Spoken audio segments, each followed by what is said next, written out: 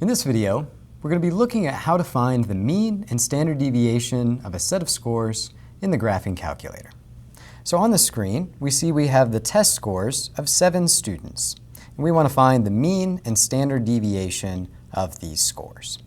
Now we could just add these scores together, and what we would get is 557. And since there are 7 scores, we could divide that by 7 and get approximately 79.57. And we could also do this in the graphing calculator.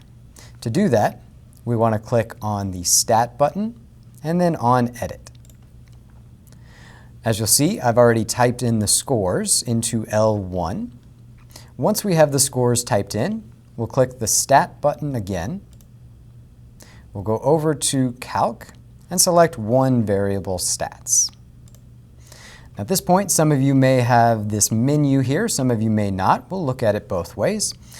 We've already got in this menu option that L1 is where our list of data is, which is true. So we can just go down to Calculate and hit Enter.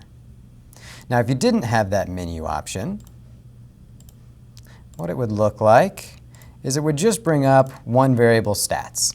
And what we need to do is tell it where our data is. So what we'll do is we'll hit the second key and then the number 1. And so that's going to say our data is in L1. So now we'll hit Enter, and we'll see the same screen as we did before. Now the numbers that we want here are the mean and standard deviation. The mean is X bar. So that's the mean is 79.57. Same number we got earlier. And the standard deviation is the sample standard deviation, which is S sub x. And so the standard deviation of this set of scores is about 12.93. And that's how we find the mean and standard deviation on the graphing calculator.